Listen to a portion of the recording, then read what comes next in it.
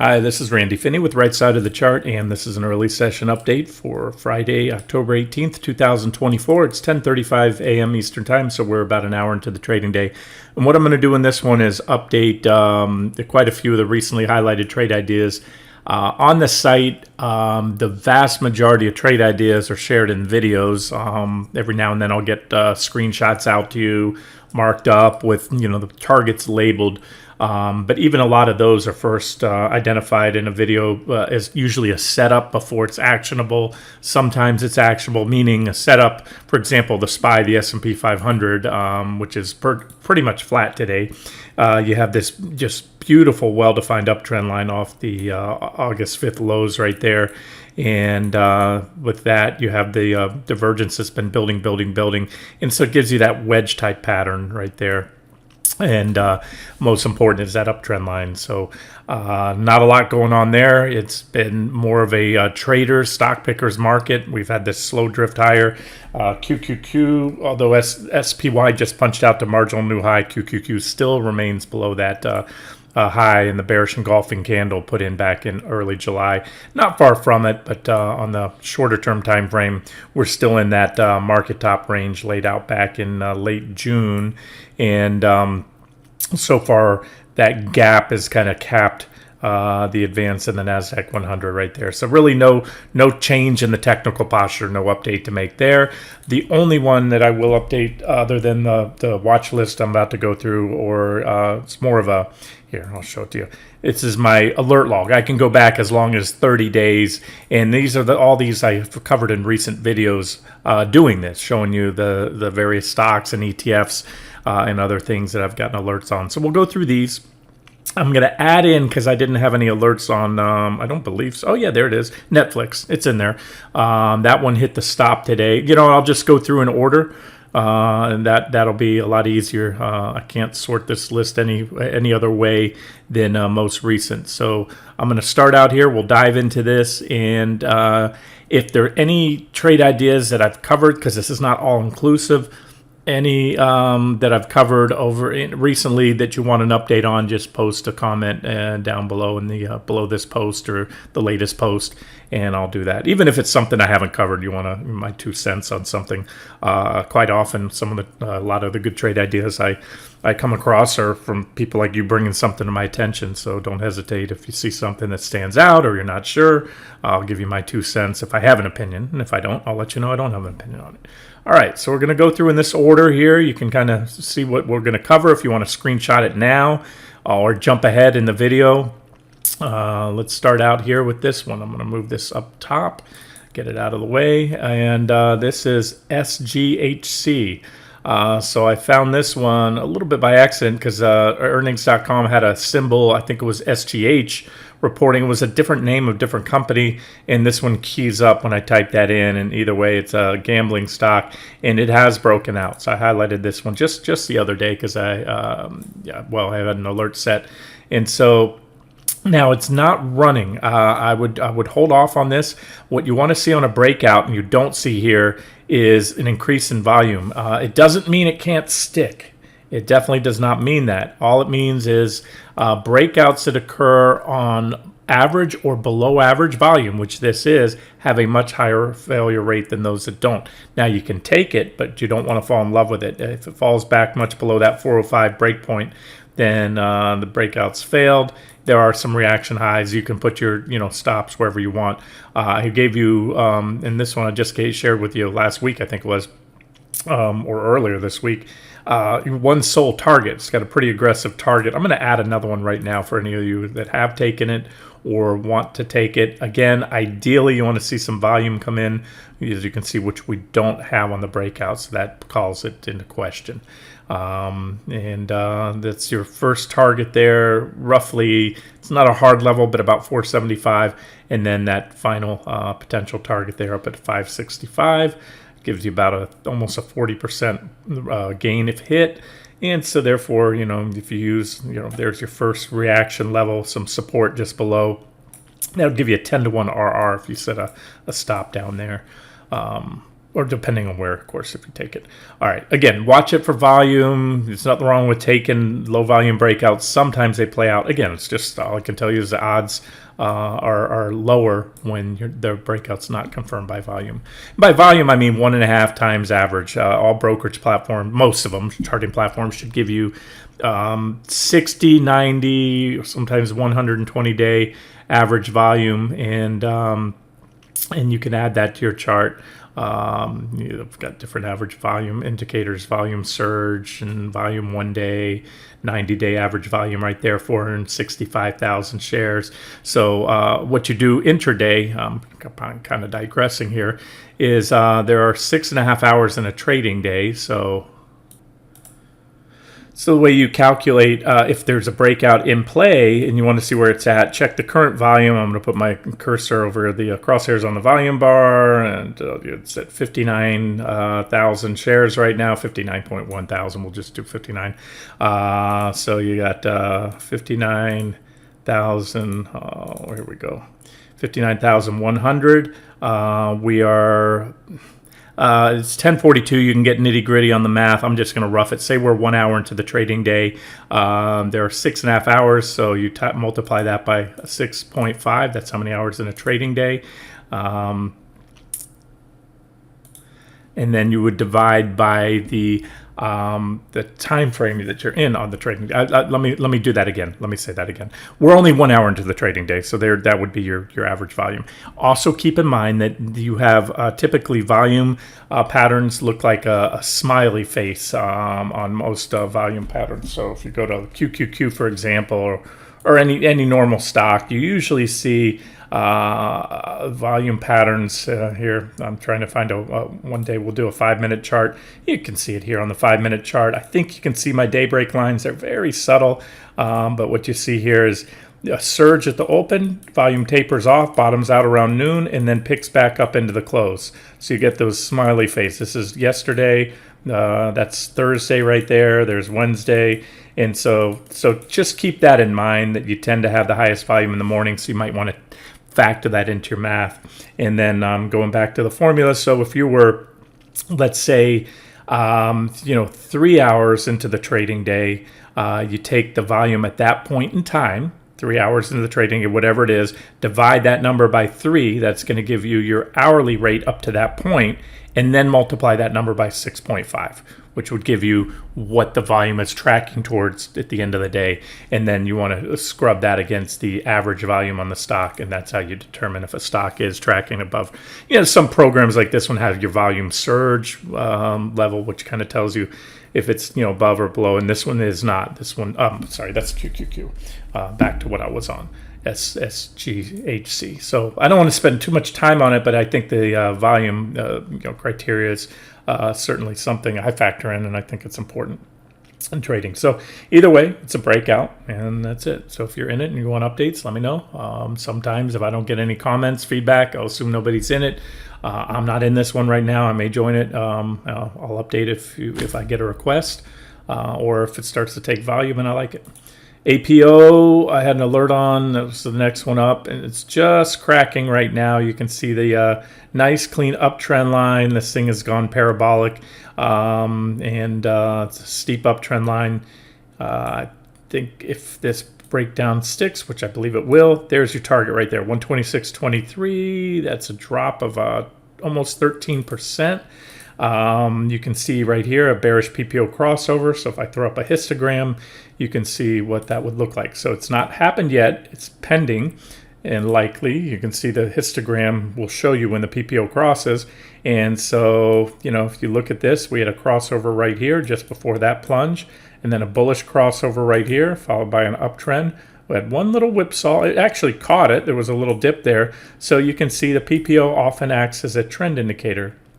When you're in a sideways choppy market, trend indicators don't work that well.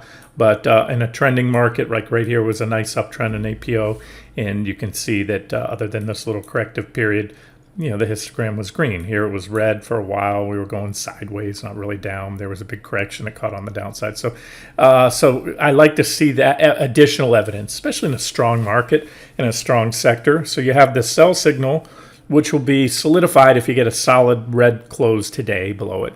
And then I already gave you the targets. And then what I do on things like this, I'll drill down to the 60-minute chart, see if I can make a case there as well. There's your trend line. I also have some negative divergence on the 60. And that's that same target I gave you. So there's APO. And again, I'm just going through the ones that have triggered alerts recently for me. This is far from all inclusive. I have different charting platforms I use and different alerts on other ones. This is just TC2000. Next one up is NVIDIA. NVIDIA triggered an alert the other day. That was the one I talked about. You can see here. That was a 9:43 shortly after the open there. It took out on the 60-minute chart that right there, the uptrend line, and then gave us that drop down. We hit our first target, bounced as expected. Usually on the initial tag of a price target, you get a reaction. Now it's taken out the secondary downtrend line. You can see here I've drawn. And that marginal new high, which was just above, as I said, I gave you an update on it the other day, not anywhere close enough to trigger a reasonable stop based on the entry point. Still an active trade and still looking for a move down there to T3.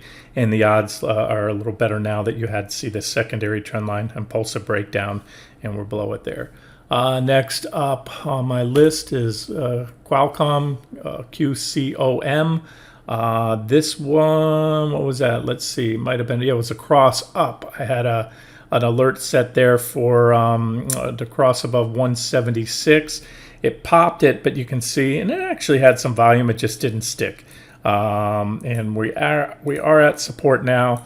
But this stock is just grinding around. See, this is just a big trading range. We had a little false break above it there, another false breakout. And usually after a false breakout, what you'll notice when you have a sideways trading range like you do here, there are two levels. I can almost always put a midpoint line. Something I kind of just noticed many years ago, that whether I have a horizontal a vertical price channel, a uptrend or downtrend channel like this, or a sideways price channel, that almost always you can put a line in the middle. Now, sometimes it's not exactly in the middle. Sometimes it's a little bit above, a little below, and it's pretty well defined. You can see there was support right there, right, and all the way across to right here. A lot of reactions from above. Then when you broke below, reactions from below. Once you regain the midpoint, so this one really that was where the midpoint line was then. I've got it right here right now.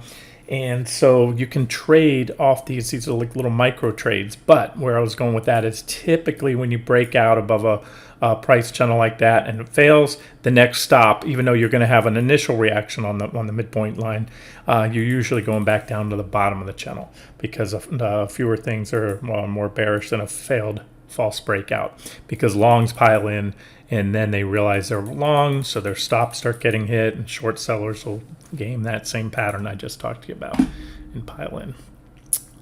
PTON, this one I had highlighted for you right here in the August 29th video. I told you I had a price alert that happened right here, but it went up so fast, and by the time I got that alert, I was already to the 200-day moving averages, so I sat on it. I didn't share it with you then because it would have been, I wouldn't want to chase it myself into the 200s, so I highlight it right here. This is a screenshot from the video. Told you a pullback to the 200-day moving averages, which had been capping, doing a great job. I think you can see it here in the video. I'll get to the live chart in a second, but I highlighted how well the 200s have defined, especially that 200 simple, the blue line right here. That's a tag. These are all hit and reversals off that blue line. So I said on a pullback to the 424 support and the 200-day, it would be an objective long entry, and that was then August 29th. So we hit it. You had several opportunities to take it there. Again on the pullback there to the 200-day. Perfect. Look how well they bought it off the 200. They hit it again. If you miss it, they bought it again. And that 424 level I was highlighting. And so far, it's up about 45% since then. And it took out, this was resistance. Obviously, it's the level I've had here. And so it had this consolidation period where it was, you can even see the midpoint level there. It's acted as, you have clusters of trading above and below it. And then just today, we had a little failed attempt. Remember, that was an intraday slight close above it. Then yesterday we tried to pop it, failed, but right now we have a solid move up through there. I don't know if it reported earnings or not. Some divergence there, but we're coming off a bigger divergent low. So, you can look at almost all points in time in a trend. You're going to see negative and positive divergence forming, and they do usually, what will probably happen, it'll go up to my next target there, that's 666. I believe I gave that to you on the previous one there. Yeah, 666. And then if it can get some traction, 982, pretty aggressive targets. Obviously not meshing with where I think the market's going, but I'm, again, right now, as of late, it's been a stock trader, stock pickers market, long, short, commodities, ETFs, and you're going to see in here there's a mix of both. So there's Peloton, and I just wanted to point out the move today. And so far, volume's looking pretty good early on. Tesla crossed down. I had an alert on Tesla October 9th at 9:33, right after the opening bell. Let's see, what time frame did I have that on? Oh, right there. It must have been that one. Yep, there it is, October 9th. So I would have highlighted that with you. We had a divergent high there, minor trend line break, secondary, and then the big, thick, important trend line sell signal. And that dropped from there, hit that 214.25 target for about 11.5%. It's been consolidating. On the weekly chart, the more significant weekly chart, remember, many times over the last few years, I've shared this primary downtrend line in Tesla. And you can see that it continues. It keeps trying to take it out intra-week and keeps failing. It had one close above it a couple weeks back on the week ending September 27th, but then failed it again. And you had this uptrend line, which it's dancing on right now. So the fact that you had that was a failed breakout, and that was followed by a double-digit drop. That was a failed breakout. And so this is looking pretty bearish. And it just shows that this one continues to, get rejected off that downtrend line that goes all the way back to 2021 right there. But again, it's these little 60-minute charts, that kind of get you in and out. You can trade off the weekly, but you more invest off the weekly or trend trade. Active trading, swing trading, 60-minute charts, hourly charts, or the daily charts are your typical go-to time frames. All right, next up, Intel. Intel's been shared as a trade idea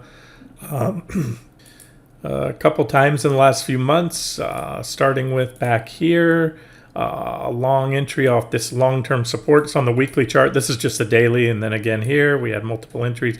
We hit our sold price target. I think it was a 30% gain, exited, and then highlighted it again here, which it's still at on the pullback to. Remember, we had this trading range, i.e. basing pattern there. We had a breakout. We hit our target. We got out. Some of you might have shorted the pullback, and then so far it's holding above that 22 support, which again was the top of the trading range. So on the current trade, that was the previous one right there. We already hit our first of two targets, and I'm still looking for T2. That's a potential T3 if the market holds up and can power on through to new highs, especially QQQ and SPY, and they take out my market top ranges and all that. Then that's I'll make that an official target. When it says potential, that's just what that is. That's the final target right now. But if the charts firm up, then that will become the a potential target, which also comes in with this downtrend line right here. So the way that works is right now they don't come in together today, but if we go like this and break out and then run up there, they would come in together, and that'd be a great exit point. You have dual resistance, both price resistance that everyone's going to be looking at, that massive gap right there, and then the downtrend line. Alrighty, so that's Intel. What's up next in my list? I had XLV, healthcare sector ETF. That one, we triggered the alert on October 7th. Where is that? October 7th. Okay, that was right here. Something must have happened on the 60-minute chart then. I don't see, where did I have that alert set? I got to go to details on the alert, but well, either way, that'll take a little time. Let me just show you that we had this trend line break there, then this support level, which was broken, back tested. We had a 1 day move above. It's been I'll tell you, it's been a very whippy mark. I've seen more whipsaws in the last few weeks, the last month or so, than I can recall in a long time. I'm going to add a trend line right here off this low. I just caught my eye. I always say the charts are dynamic, and so is my analysis. So that trend line will do the next trick to open the door to the next downside targets. This one was shared as a short trade idea. What else do we have? Next up, that's XLV, XLU. This one's kind of been also all over the place, a lot of whipsaws. Initial entry was a potential entry, a more aggressive before the break with an alternative entry or add-on to come on a break of the trend line. We got that. We hit my first support level. Remember, that's S1 for support, and then which was 78, bounced. And all we did is made an ever so slightly marginal new high. But again, this is Whipsaw City. You have a breakdown. That was a well-defined trend line too. Hit the first target support level. Bounced as expected. It was support. I expect at least a minor reaction there. We got a little bit bigger one. But it just simply extended the divergence. This initial suggested stop was based on the initial entry, which was lower. I think it was down... trying to remember, down here somewhere before the trend line break. And so I stated that stop was based on the lower entry.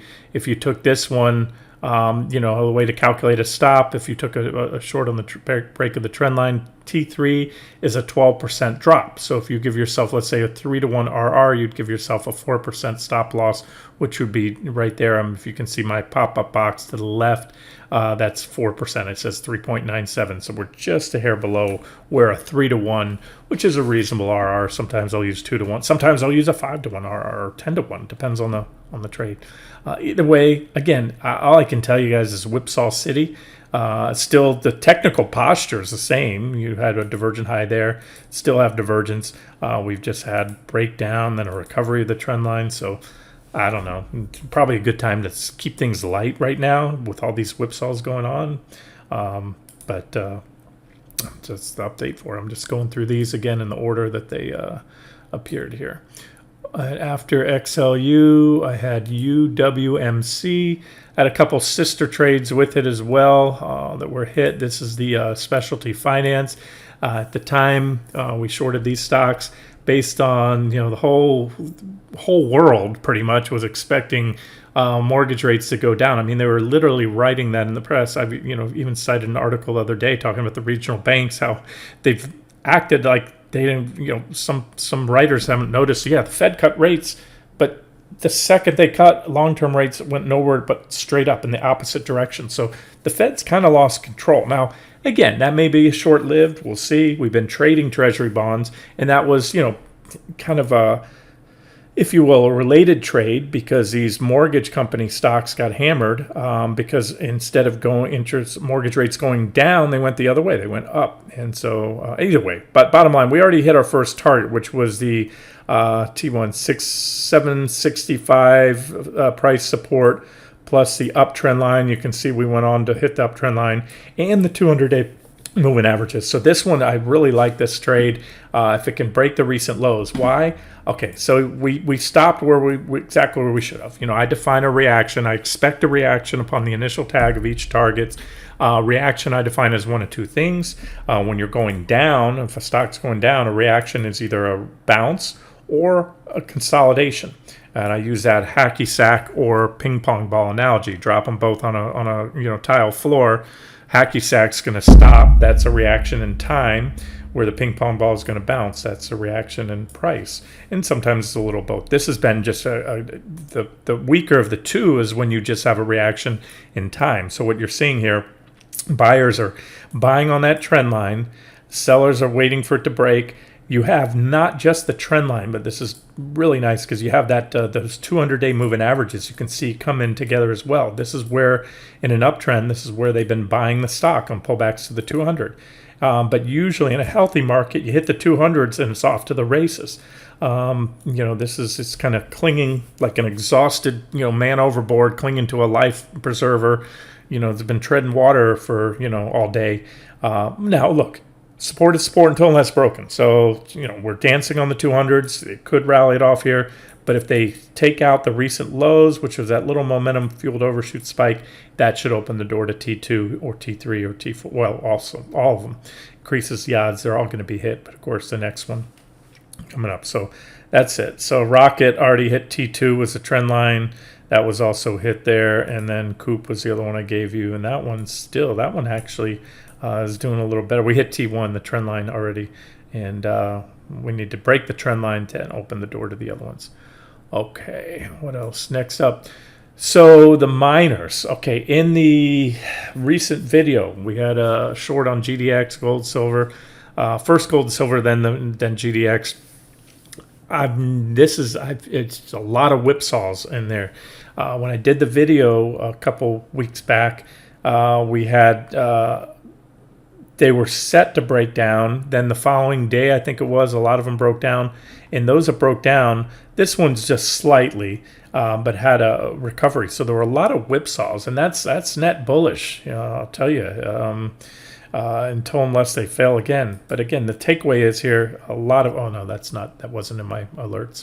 Let me go back. I had AGI, bottom line, it had a brief whipsaw, snap back above the uptrend line in the price channel. Still has the divergences. The technical posture hasn't changed. We just now have to wait for a sell signal. What I would do now is take that down a little bit lower, and that's the new trend line. So I'm going to set another alert there, and that needs to break. You're going to see several other miners in this video because I had alerts. When I was doing that video, I set quite a few alerts. UAN, I covered the ag input stocks recently. That one I had the alert on October 7th. So that would have been this breakout right here, the trend line. And so far, we're up about 7%. Looking good. Again, it was covered with some other ag input stocks in that video. Really need to see the grains kind of take that next leg up, and that should help the ag input stocks. But that one on a standalone is looking good. It's testing the 200-day moving averages right now, I should say. It needs to take those out. You have the simple and exponential 200. If it takes them out, then it should open the door to my 3 targets there. Netflix, told you I'd cover that, stopped out. And it wasn't too bad. It did gap up. Again, that was a maximum stop. Maximum stop meaning if you're targeting the final target, or down here, if you were targeting these, you would add a tighter stop. And I also covered this in detail yesterday saying, look, the one thing I know about Netflix, has a history of pretty powerful gaps around earnings. It goes either direction. So hopefully you were forewarned. Now, it wasn't that big of a gap, actually. It was maybe 5% or so, which, you would beta adjust this down anyways. And you can look at a 1-minute chart. So we gapped up. Remember, we're already profitable at the time on the trade. And again, it was right in front of earnings. I said, take it if it's aggressive. It gapped up about 7%, but then it kept running. So it gapped up right about to the stop level. It gapped up to 737.85, and the stop was 740.63. So that one is officially stopped out. Next one up is... Oh, and if anybody's still in this, I know sometimes people will give, use your own stop. What I'll do if I'm caught in a trade and I don't want to be in it anymore, I can't make a case to be in it. Set a stop, just put a tight stop above right now. Let's see if the momentum hasn't stalled out yet. But you want to put a relatively tight stop and then let it run. And if it fails, maybe this post, because I always say the initial reaction, and that includes not just the after hours or pre-market session when they report, but sometimes it takes a day or two, usually less than a week. Apple's notorious for that, bottoming or topping on earnings reports, going one way, usually topping, going up for a day or two, and then reversing after a blowout earnings report. They never miss, they manage earnings. So we'll see if Netflix, just from a technical perspective, we just extend the divergence. The divergence has not been taken out. But again, divergence isn't a sell signal. We had a sell signal, but it came the day before earnings. It was a break below the trend line, and then that S1 level, and then even S2 briefly. Well, we closed back above it yesterday. So there's your update on Netflix. XLV, healthcare sector. I think I already covered it because, yeah, did I cover that one? Yeah, I did. Some of these alerts like went off on different days. So XLV, I believe I already covered it, was a break there. Then we broke there, and I just added this trend line earlier. And that trend line needs a break to open the door to the next targets. Still looking for a move down to probably at least the 200-day moving averages, which come in with that 147.43. All right, next up, another miner. I had this alert on KGC trigger on October 7th. Where was that? All right, maybe I had something going on the 60-minute chart. Yeah, it must have been that. Either way, this one's still above. You can see a big, beautiful bearish rising wedge, but it's still above trend. Bottom line is your uptrend line. And so that one continues to hold above there. And I believe I have an alert set on that trend line. If not, I'm going to set it and keep an eye on these guys here. That's KGC. HL, another miner. This one has broken down, did break down. That's where my alert was, and it's been back testing. So some of these haven't recovered, but quite a few have recovered the trend line. You can also, what I'll do is what I call a BOD, or benefit of the doubt trend line. I'm going to add that right now because you come in there on that same starting point. You have several reactions here, and that one would also trigger a sell signal there. Looking for the next one here. That was at HL. Next I had WPM. This is another one. Look, Whipsaw City. This was a pretty clean, not a super well defined trend line, but decent. And boom. So what I'm going to do now is that was a whipsaw. I'm going to pull this down. I don't have a lot of reactions. I'm gonna leave that trend line there like I had it and keep an eye on. So it's made a marginal, but this is what happens. This is a failed breakout, and boom, you get that short covering right there. That was a measured target for the wedge, but so far now that's not the breakdown point, so I'm going to erase that line because it doesn't mean anything, because if we do break down below the trend line, it's going to come from a higher level.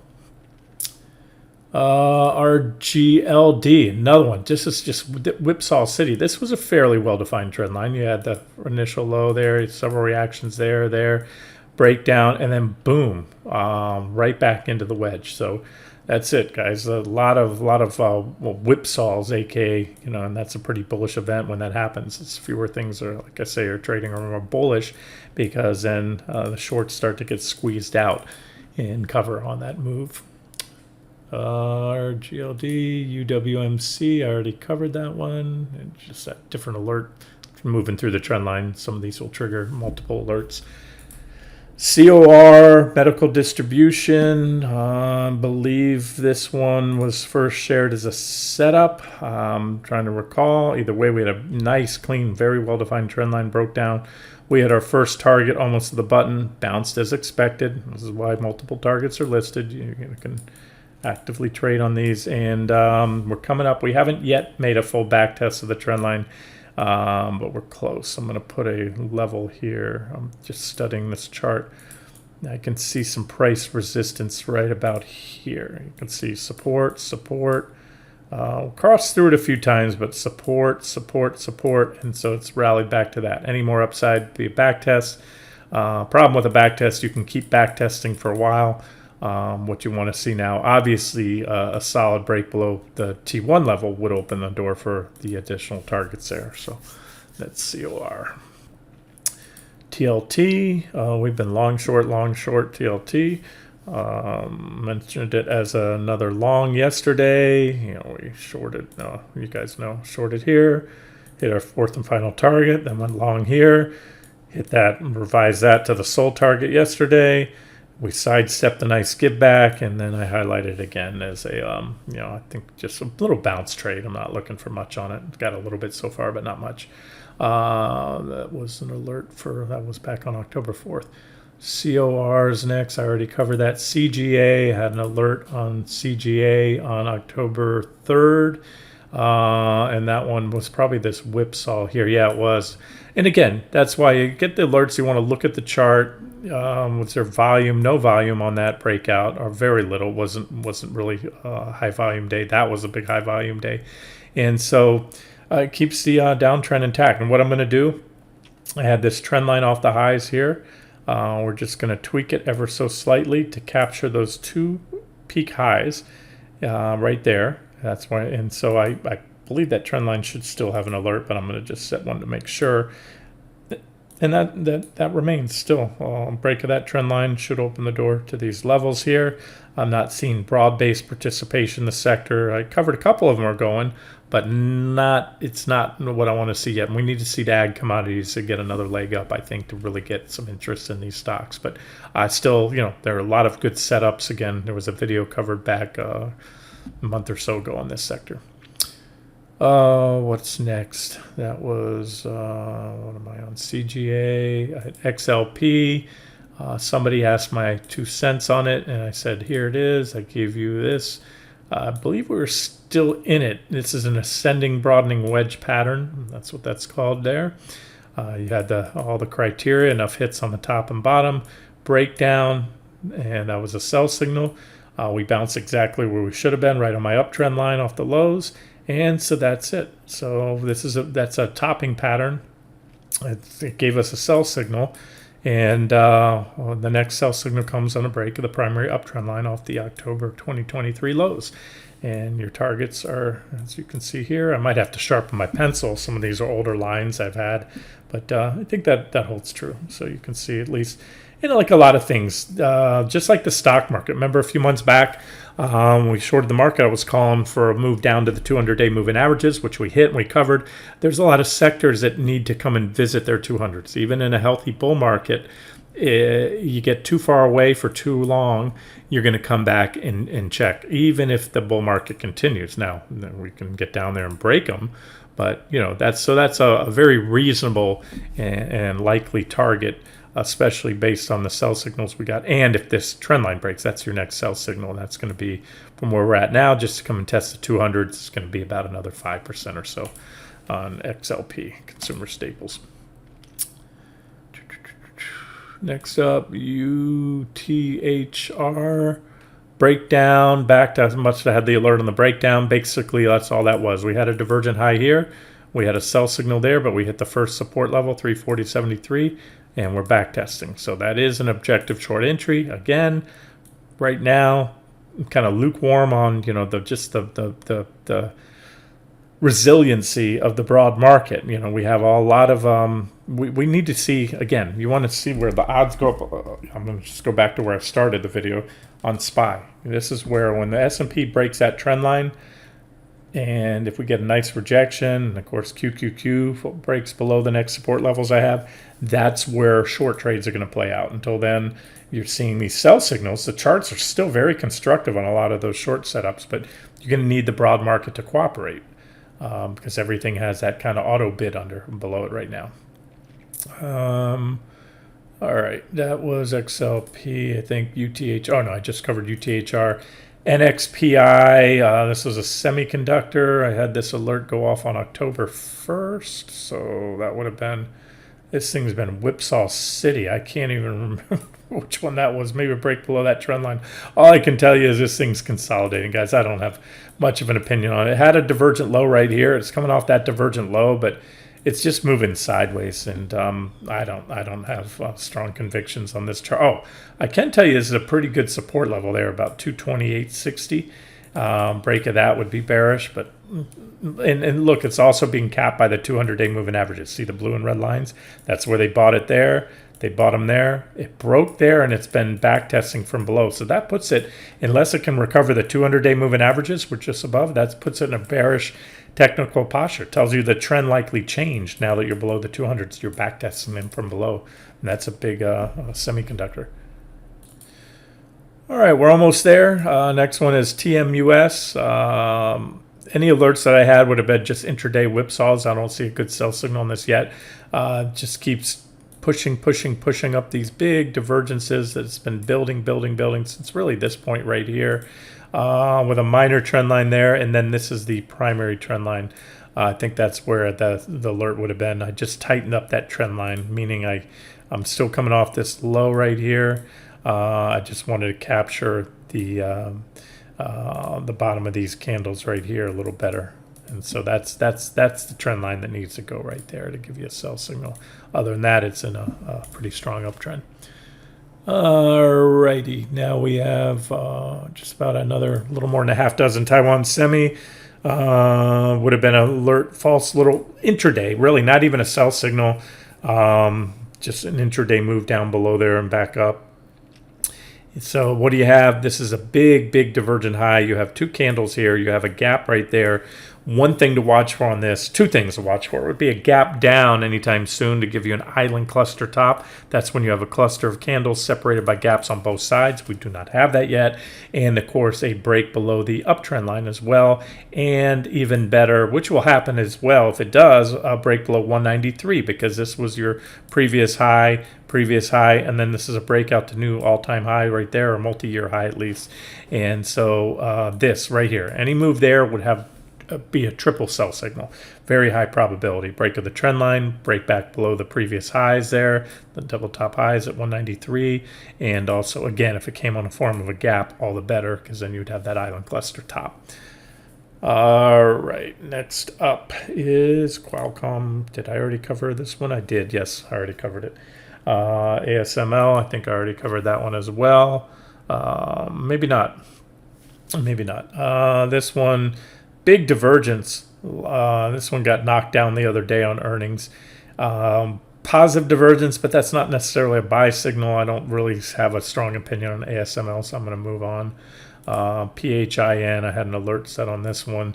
You had a minor uptrend line right here, this little one there. And then the more significant is auto parts. I think I covered all the auto parts stocks in a video. There's a breakdown right there of both trend lines. And I have some price support right there, 46.10-ish. It's back testing. So this is still the sole price target I have on that one, 38.47. Or 38.74. Sorry, I'm looking ahead at my next watch list, next stock. SOXX, okay, this one recently gave us a sell signal. I gave you 3 price targets, T1 hit, T2, T3. It's the current final target for a short-term trade. We went on, put an ever so slightly marginal new high. And this one has, well, we're below this secondary trend line right here. And so that still looks good in my opinion. Obviously going to help to see the S&P take out the downtrend line, but I still like this one. All right, Intel I already covered. It's just another alert I had on Intel. THC, Tenet Healthcare, would have shared this one back here. The alert triggered on September 27th. So that would have been right. Oh yeah, right there, day of the breakdown. But then that day, you can see it had a stick save, closed back on the line, did it again, but then broke down the following day right there, and nothing but red sticks down to the. That was the first support level.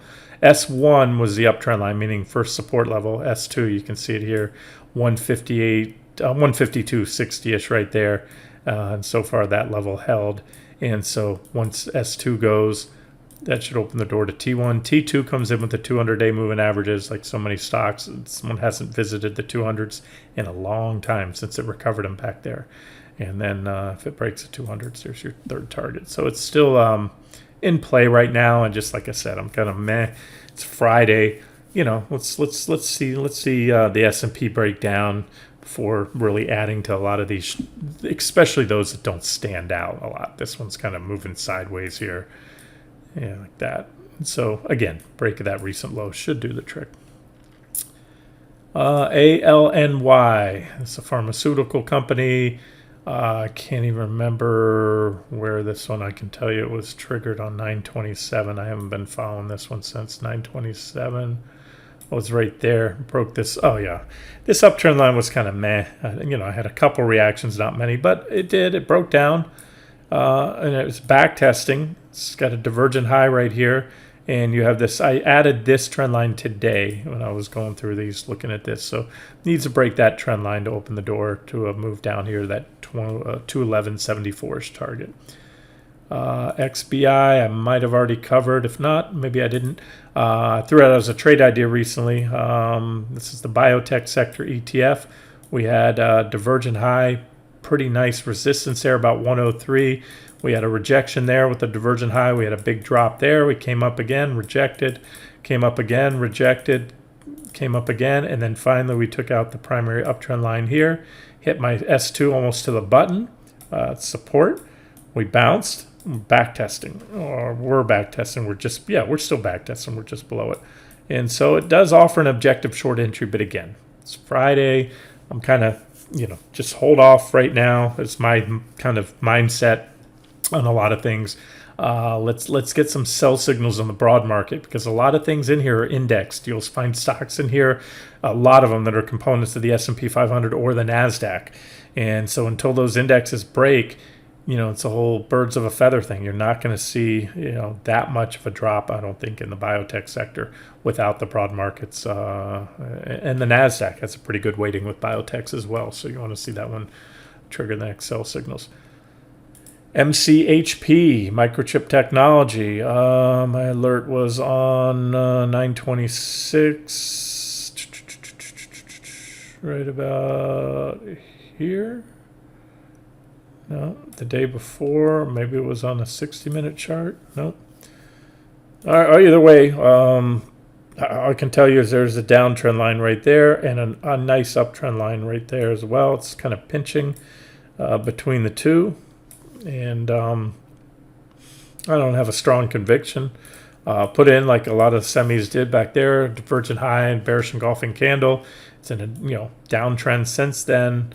Dropped about 27%, but those are your levels. If it pops the uptrend line, you can see first resistance is up here, and if it breaks the that's if it pops the downtrend line. If it breaks the uptrend line, got a little bit of support below, but I don't want to spend much more time on that. It's not one of my favorites. GLID, Gilead, little breakdown, back testing right now, divergent high. Also, that line should be right here. I'm going to turn this line, make it a little brighter, and show the value and pull it down. It should be right here. Why? This is a potential, triple top. We had a lot of, ever since this divergent high there, all the rallies have been capped right there about this roughly $88 level. So big resistance, negative divergence, breakdown back test, but you want to see a rejection, an impulsive rejection off that back test, ideally. And then keep an eye. You can see a lot of these, they're scheduled, the earnings dates are up here. So make sure you don't take something right in front of earnings, because it's going to increase the odds of any breakdown or breakout has a higher rate of failing if it happens right in front of earnings. Just like Netflix is a great example. Gilead, that's next is XLK. I must add this price alert down here. Broke that little minor trend line, bounce, set up. This is the trend line to watch right now. Very well-defined trend line right there. You need to see that break on XLK. And finally, let's see, what's the last one? PayPal. No, XLF. XLF I have here, 60-minute chart. Divergent high was there. We just moved this divergence line because it hasn't been taken out yet. There it is. And you have a little steep minor uptrend line right there. And this one we already hit. It was a trade idea back. On the break of that level, hit T1, T2. T4 is all the way down here. So it was that would be a 11% drop, and it's gone up about 5%, a little less than a 2-to-1 RR if you're given any rope. Earnings season, at least the big banks mostly are out of the way now. So now we'll see where this goes from here. Last one I had was PayPal. PayPal's trade idea. This one's official with targets and all that good stuff. Where did we go long? This was all the way back here. Breakout was either way. We had this basing pattern here. A trend line breakout, back test I highlighted. I honestly can't remember where this one was highlighted. I think most recently here on the breakout there. It's been going up, but it's just kind of stair-stepping. A little bit of a wedge going on here, some potential divergence. I think it's going to go up in line with the market. If it continues up, it might burn through this divergence Either way, all I can tell you is if it pulls back, that's T1 right there was resistance, but I would put a line right here. See that reaction low? And there's some reaction high right there. Any pullback to that level would be an objective add-on or re-entry, or new entry if you want, with a stop somewhat below. There's a gap right there, and you could also use a tight stop there if you're in this one, you're profitable on it. Stop a little bit below 76, or a little bit below the bottom of this gap right here. All right, guys, that is it. Again, it's kind of a potpourri. A lot of individual stocks, sectors. Nothing's changed technically on the market today, or most other things out there that I've been highlighting recently. So I figured I'd go through and I'll continue to do this from time to time, cover these individual stock trade ideas and ETFs too. All right, I'm going to wrap it up here, get the video out to you guys. This has been Randy Finney with Right Side of the Chart. Have a great day.